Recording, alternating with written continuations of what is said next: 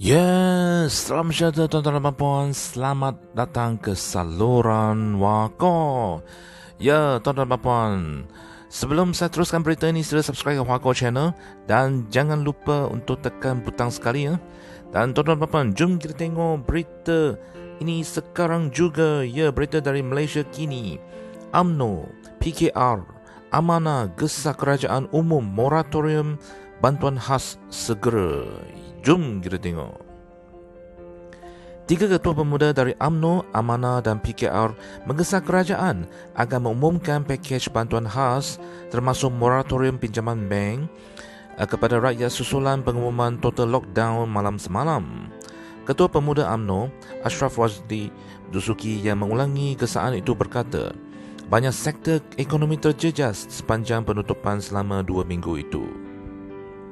Juga untuk dilaksanakan iSINA 2.0, iLestari 2.0 dan arahan khas menggunakan kuasa di bawah ordinan darurat untuk mengarahkan institusi bank dan kewangan memberikan moratorium 2.0 selama 3 hingga 6 bulan tanpa caj tambahan. Wow, katanya dalam satu kenyataan. iSINA dan iLestari merupakan program yang membolehkan pencarum kumpulan wang simpanan pekerja KWSP mengeluarkan caruman mereka. Malam tadi, Perdana Menteri Muhyiddin Yassin mengumumkan penutupan penuh sektor sosial dan ekonomi atau total lockdown di seluruh negara selama 14 hari bermula 1 Jun ini. Sementara itu, Ketua Pemuda Amanah, Syazni Mudia Muhammad Inin berkata, kerajaan harus berhenti memberi alasan bahawa pelaksanaan moratorium akan menjejaskan bank-bank yang terlibat.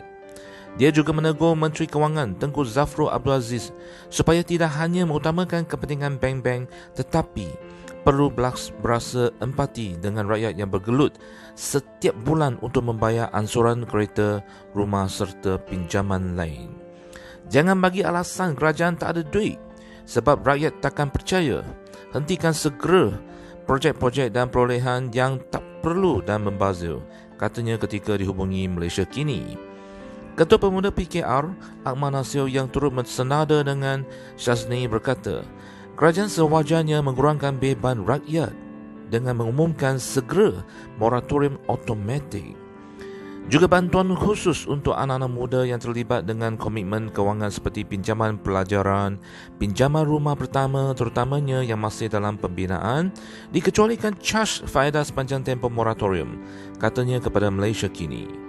Selain itu, katanya kerajaan juga perlu mengumumkan program subsidi upah dan bantuan kepada peniaga-peniaga kecil.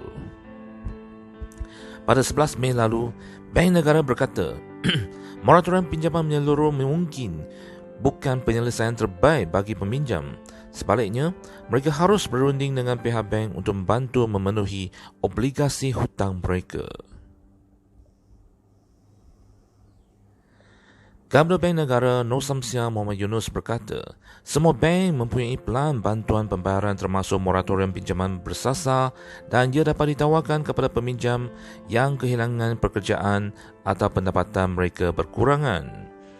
Peminjam juga berkatanya boleh menggunakan pelbagai saluran yang disediakan termasuk agensi kaunseling dan pengurusan kredit AKPK. Perdana Menteri Muhyiddin Yassin bulan lalu berkata, kerajaan telah membelanjakan banyak wang iaitu sebanyak 600 bilion ringgit dalam belanjawan 2021 dan beberapa pakej rangsangan lain. Muhyiddin sebelum ini mengumumkan program strategik memperkasa rakyat dan ekonomi pemberkasa bernilai 20 bilion ringgit, pakej rangsangan ekonomi prihatin rakyat Prihatin bernilai 250 bilion ringgit, PKS Prihatin Tambahan 10 bilion ringgit, Pelan Jana Semula Ekonomi Negara Penjana bernilai 35 bilion ringgit, pakej kerangka inisiatif tambahan khas Kita Prihatin bernilai 10 bilion ringgit dan pakej bantuan perlindungan ekonomi dan rakyat Malaysia Permai bernilai sebanyak 15 bilion ringgit.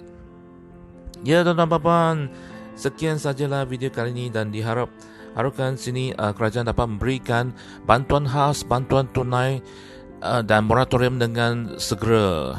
Untuk ini jangan lupa subscribe ke Wako Channel. Sekian, terima kasih. Jumpa lagi.